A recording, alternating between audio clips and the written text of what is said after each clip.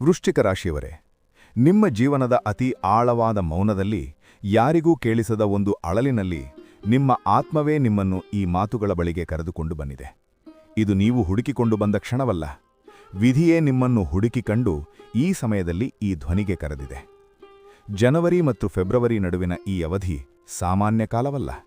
ಇದು ದಿನಗಳ ಹರಿವು ಅಲ್ಲ, ಇದು ಆತ್ಮದ ತಿರುವು. ನೀವು ಈ ಮಾತುಗಳನ್ನು ಕೇಳುತ್ತಿರುವಾಗ ಮನಸ್ಸಿನೊಳಗೆ ಏನೋ ಒಮ್ಮೆಲೆ ನಿಂತಂತೆ, ಹೃದಯದಲ್ಲಿ ಏನೋ ಕದಲಿದಂತೆ ಅನುಭವವಾಗುತ್ತಿದ್ದರೆ ಅದೇ ಸಾಕ್ಷಿ. ವಿಧಿಯೇ ಈಗ ನಿಮ್ಮೊಂದಿಗೆ ಮಾತನಾಡುತ್ತಿದೆ.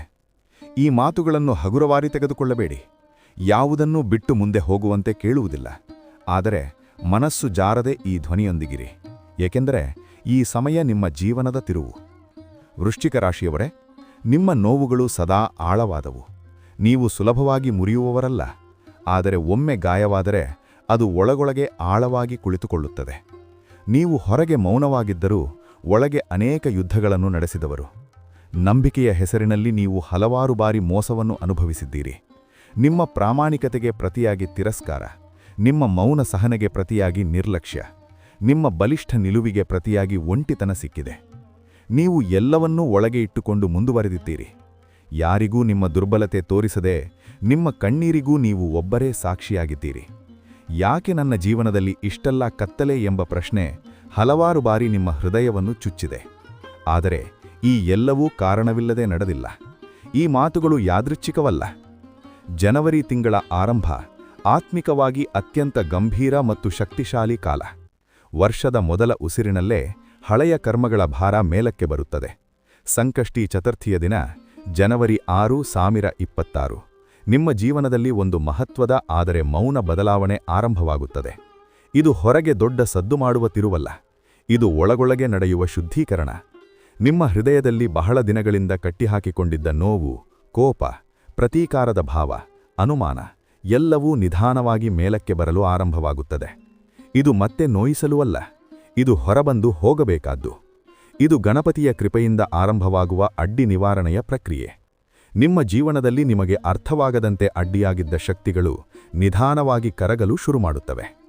ಈ ಅವಧಿ ಕರ್ಮ ಶುದ್ಧೀಕರಣ ಮತ್ತು ಆತ್ಮಿಕ ಜಾಗೃತಿಯ ನಡುವಿನ ಅಪರೂಪದ ಸೇತುವೆ. ಶಿವತತ್ವ ಈ ಸಮಯದಲ್ಲಿ ಅತ್ಯಂತ ಮೌನವಾಗಿ ಆದರೆ ಅತ್ಯಂತ ತೀವ್ರವಾಗಿ ಕಾರ್ಯನಿರ್ವಹಿಸುತ್ತದೆ. ಶಿವನು ಗದ್ದಲ ಮಾಡುವುದಿಲ್ಲ. ಅವನು ನಿಮ್ಮ ನೋವನ್ನು ಹೊರಗೆ ತೋರಿಸುವುದಿಲ್ಲ. ಆದರೆ ಅವನು ನಿಮ್ಮ ಜೀವನದ ಮೂಲದಲ್ಲೇ ಬದಲಾವಣೆ ಮಾಡುತ್ತಾನೆ. ನೀವು ಹಿಂದೆ ಅನುಭವಿಸಿದ ವಿಳಂಬಗಳು, ಹಠಾತ್ ಮುರಿದ ಸಂಬಂಧಗಳು, ನಂಬಿಕೆಯ ಮೇಲೆ ಬಿದ್ದ ಆಘಾತಗಳು ಶನಿಯ ಪಾಠಗಳಾಗಿದ್ದವು. ಶನಿ ಎಂದರೆ ಶಿಕ್ಷೆಯಲ್ಲ, ನ್ಯಾಯ. ನಿಮ್ಮ ಆತ್ಮಬಲವನ್ನು ಗಟ್ಟಿಮಾಡಲು, ನಿಮ್ಮೊಳಗಿನ ಅತಿಯಾದ ಅಂಟಿಕೊಳ್ಳುವ ಸ್ವಭಾವವನ್ನು ಬಿಡಿಸಲು, ನಿಮ್ಮನ್ನು ನೀವು ರಕ್ಷಿಸಿಕೊಳ್ಳಲು ಕಲಿಸಲು ಈ ಪಾಠಗಳು ಅಗತ್ಯವಿತ್ತು. ಗುರುವಿನ ಪ್ರಭಾವ ಈ ಅವಧಿಯಲ್ಲಿ ನಿಮ್ಮ ಜೀವನದಲ್ಲಿ ನಿಧಾನವಾಗಿ ಬೆಳಕಿನಂತೆ ಪ್ರವೇಶಿಸುತ್ತದೆ. ಗುರು ಎಂದರೆ ದಾರಿ ತೋರಿಸುವ ಜ್ಞಾನ. ಜನವರಿ 6 ನಂತರ ನಿಮ್ಮ ಜೀವನದಲ್ಲಿ ಅರ್ಥಪೂರ್ಣ ಸೂಚನೆಗಳು ಕಾಣಿಸಿಕೊಳ್ಳುತ್ತವೆ. ಯಾರೋ ಹೇಳುವ ಒಂದು ಮಾತು, ನೀವು ಅನುಭವಿಸುವ ಒಂದು ಘಟನೆ, ನಿಮ್ಮೊಳಗಿನ ಒಂದು ಒಳನೋಟ ನಿಮ್ಮ ದೃಷ್ಟಿಕೋನವನ್ನು ಬದಲಾಯಿಸುತ್ತದೆ. ನೀವು ಹಿಂದೆ ಕತ್ತಲೆಯಾಗಿ ಕಂಡ ದಾರಿ ಈಗ ಸ್ವಲ್ಪ ಸ್ಪಷ್ಟವಾಗಲು ಆರಂಭಿಸುತ್ತದೆ. ಇದು ಯಾದೃಚ್ಛಿಕವಲ್ಲ, ನಿಮ್ಮ ಆತ್ಮ ಮುಂದಿನ ಹಂತಕ್ಕೆ ಸಿದ್ಧವಾಗುತ್ತಿದೆ. ಫೆಬ್ರವರಿ ಸಮೀಪಿಸುತ್ತಂತೆ ಈ ಮಾರ್ಗದರ್ಶನ ಇನ್ನಷ್ಟು ತೀವ್ರವಾಗುತ್ತದೆ. ರಾಹು ಮತ್ತು ಕೇತು ಈ ಅವಧಿಯಲ್ಲಿ ನಿಮ್ಮೊಳಗಿನ ಗುಪ್ತ ಭಯಗಳನ್ನು ಸಂಪೂರ್ಣವಾಗಿ ಮೇಲಕ್ಕೆ ತರುತ್ತವೆ. ನೀವು ಕಳೆದುಕೊಂಡದ್ದನ್ನು ಮರೆಯಲಾಗದ ನೋವು, ಮತ್ತೆ ಮೋಸವಾಗುವ ಭಯ, ಯಾರನ್ನೂ ಸಂಪೂರ್ಣವಾಗಿ ನಂಬಲಾಗದ ಅಸಹಾಯಕತೆ ಎಲ್ಲವೂ ಎದುರಿಗೆ ಬರುತ್ತವೆ. ಇದು ಸುಲಭವಲ್ಲ, ಆದರೆ ಇದು ಅಗತ್ಯ. ಈ ಅವಧಿಯಲ್ಲಿ ನಡೆಯುವ ಘಟನೆಗಳು ಯಾದೃಚ್ಛಿಕವಲ್ಲ ಎಂಬುದನ್ನು ನಿಮ್ಮ ಆತ್ಮಕ್ಕೆ ಮತ್ತೆ ಮತ್ತೆ ಹೇಳಿಕೊಳ್ಳಿ. ಇದು ನಿಮ್ಮನ್ನು ಮುರಿಯಲು ಅಲ್ಲ, ನಿಮ್ಮನ್ನು ಮರುಹುಟ್ಟಿಸಲು. ಸೂರ್ಯ ನಿಮ್ಮ ಆತ್ಮ ಮತ್ತು ಅಧಿಕಾರದ ಸಂಕೇತ. ಈ ಅವಧಿಯಲ್ಲಿ ನಿಮ್ಮ ಸ್ವಾಭಿಮಾನವನ್ನು ಗಟ್ಟಿಯಾಗಿ ಪರೀಕ್ಷಿಸುವ ಸಂದರ್ಭಗಳು ಬರುತ್ತವೆ. ನೀವು ಮೌನವಾಗಿ ಸಹಿಸಿಕೊಂಡಿದ್ದ ವಿಷಯಗಳ ಬಗ್ಗೆ ಈಗ ಒಳಗೊಳಗೆ ಪ್ರಶ್ನೆಗಳು ಮೂಡುತ್ತವೆ. ಆದರೆ ಇದೇ ಸಮಯದಲ್ಲಿ ನಿಮ್ಮೊಳಗಿನ ನಾಯಕತ್ವ ಮತ್ತು ಆತ್ಮಬಲ ಪುನರ್ಜನ್ಮ ಪಡೆಯುತ್ತದೆ. ಕೆಲಸದ ಕ್ಷೇತ್ರದಲ್ಲಿ ನೀವು ಹಿಂದೆ ಅನುಭವಿಸಿದ ತಿರಸ್ಕಾರ, ಅತಿಯಾದ ಒತ್ತಡ ನಿಧಾನವಾಗಿ ಕರಗಲು ಆರಂಭವಾಗುತ್ತದೆ. ಜನವರಿ ಅಂತ್ಯದ ವೇಳೆಗೆ ನಿಮ್ಮ ನಿಲುವಿಗೆ ಗೌರವ ಸಿಗಲು ಶುರುವಾಗುತ್ತದೆ. ಫೆಬ್ರವರಿ ಆರಂಭದಿಂದ ನೀವು ತೆಗೆದುಕೊಳ್ಳುವ ನಿರ್ಧಾರಗಳು ದೃಢವಾಗುತ್ತವೆ. ಚಂದ್ರನು ನಿಮ್ಮ ಮನಸ್ಸಿನ ಆಳವನ್ನು ಪ್ರತಿಬಿಂಬಿಸುತ್ತಾನೆ. ವೃಶ್ಚಿಕ ರಾಶಿಯವರ ಮನಸ್ಸು ಸುಲಭವಾಗಿ ಮೇಲ್ಮೈಯಲ್ಲಿ ಕಾಣಿಸುವುದಿಲ್ಲ. ಈ ಅವಧಿಯಲ್ಲಿ ನಿಮ್ಮ ಭಾವನೆಗಳು ಬಹಳ ತೀವ್ರವಾಗಬಹುದು. ಕೆಲ ದಿನಗಳು ಮೌನ, ಕೆಲ ದಿನಗಳು ಅತಿಯಾದ ಒಳಚಿಂತನೆ. ಇದು ಸಹಜ. ಇದು ಮನಸ್ಸಿನ ಪುನರ್ಸಂಯೋಜನೆ. ನೀವು ಬಹಳ ದಿನಗಳಿಂದ ನಿಮ್ಮ ಭಾವನೆಗಳನ್ನು ಕಟ್ಟಿಹಾಕಿಕೊಂಡಿದ್ದೀರಿ. ಈಗ ಅವು ಶುದ್ಧವಾಗಿ ಹೊರಬಂದು ನಿಮ್ಮಿಂದ ದೂರವಾಗಬೇಕು. ಮಹಾಶಿವರಾತ್ರಿ ಈ ಅವಧಿಯ ಅಂತ್ಯವಲ್ಲ, ಅದು ಸಂಪೂರ್ಣ ಪರಿವರ್ತನೆಯ ಶಿಖರ.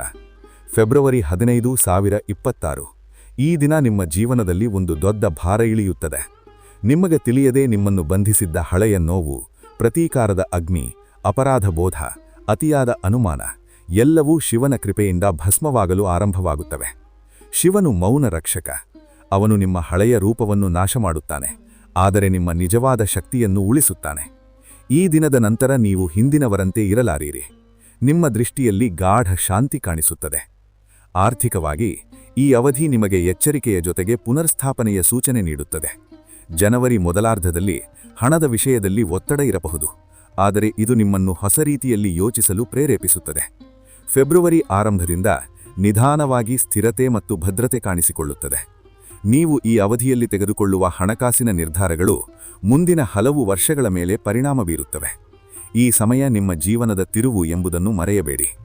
ಸಂಬಂಧಗಳ ವಿಷಯದಲ್ಲಿ ಸತ್ಯ ಹೊರಬರುವ ಕಾಲ ಇದು. ನೀವು ಯಾರಿಗಾಗಿ ನಿಮ್ಮ ಆತ್ಮವನ್ನು ತುಂಡು ತುಂಡಾಗಿ ಕೊಟ್ಟಿದ್ದೀರೋ ಅವರ ನಿಜವಾದ ಮುಖಗಳು ಸ್ಪಷ್ಟವಾಗುತ್ತವೆ. ಕೆಲವು ಸಂಬಂಧಗಳು ಸಂಪೂರ್ಣವಾಗಿ ಮುಕ್ತಾಯವಾಗಬಹುದು, ಆದರೆ ಅವು ನಷ್ಟವಲ್ಲ. ಅವು ನಿಮ್ಮ ಆತ್ಮದ ರಕ್ಷಣೆಯ ಭಾಗ. ಶಿವನು ನಿಮ್ಮ ಜೀವನದಿಂದ ವಿಷಕಾರಿ ಬಂಧನಗಳನ್ನು ಕತ್ತರಿಸುತ್ತಿದ್ದಾನೆ. ಫೆಬ್ರವರಿ ನಂತರ ನಿಮ್ಮ ಜೀವನಕ್ಕೆ ಬರುವವರು ನಿಮ್ಮ ಆಳವನ್ನು ಅರ್ಥಮಾಡಿಕೊಳ್ಳುವವರಾಗಿರುತ್ತಾರೆ. ಈ ಮಾತುಗಳನ್ನು ನಿರ್ಲಕ್ಷಿಸಬೇಡಿ. ಇವು ನಿಮ್ಮ ಭವಿಷ್ಯಕ್ಕೆ ದಿಕ್ಸೂಚಿ. ಈ ಅವಧಿಯಲ್ಲಿ ನೀವು ಮಾಡುವ ಪ್ರತಿಯೊಂದು ನಿರ್ಧಾರವೂ ನಿಮ್ಮ ಮುಂದಿನ ದಾರಿಯನ್ನು ರೂಪಿಸುತ್ತದೆ. ಬೆಳಗಿನ ಜಾವದಲ್ಲಿ ಶಿವನ ನಾಮಸ್ಮರಣೆ ಮಾಡಿ. ಒಂದು ದೀಪವನ್ನು ಹಚ್ಚಿ ನಿಮ್ಮೊಳಗಿನ ಕತ್ತಲೆಯನ್ನು ಬೆಳಕಿಗೆ ಒಪ್ಪಿಸಿ. ಸೋಮವಾರಗಳಂದು ಸಾಧ್ಯವಾದರೆ ನೀರು ಅಥವಾ ಹಾಲಿನಿಂದ ಶಿವಲಿಂಗಕ್ಕೆ ಅಭಿಷೇಕ ಮಾಡಿ. ಇದು ಗ್ರಹಶಾಂತಿಯಷ್ಟೇ ಅಲ್ಲ, ನಿಮ್ಮ ಆತ್ಮಶಾಂತಿಯ ಸಾಧನೆಯೂ ಆಗಿದೆ. ಶಿವಮಂತ್ರವನ್ನು ಜಪಿಸುವಾಗ ಪದಗಳಿಗಿಂತ ನಿಮ್ಮ ಭಾವ ಮುಖ್ಯ.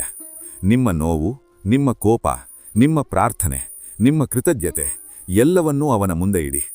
ದಾನ ಎಂದರೆ ದೊಡ್ಡ ಮೊತ್ತವಲ್ಲ, ನಿಮ್ಮ ಶಕ್ತಿಗೆ ತಕ್ಕಂತೆ ದುಃಖಿತರಿಗೆ ಸಹಾಯ ಮಾಡುವ ಮನಸ್ಸು ಸಾಕು. ಇದು ಶನಿಯ ನ್ಯಾಯವನ್ನು ಸಂತೃಪ್ತಗೊಳಿಸುತ್ತದೆ.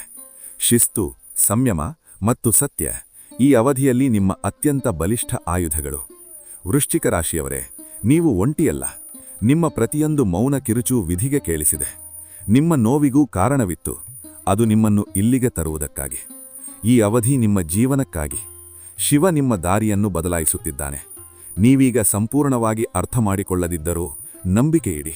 ಮಹಾಶಿವರಾತ್ರಿಯ ನಂತರ ನೀವು ಹಿಂದಕ್ಕೆ ತಿರುಗಿ ನೋಡಿದಾಗ ಈ ದಿನಗಳನ್ನು ನಿಮ್ಮ ಜೀವನದ ಮರುಹುಟ್ಟು ಎಂದು ಕರೆಯುತ್ತೀರಿ.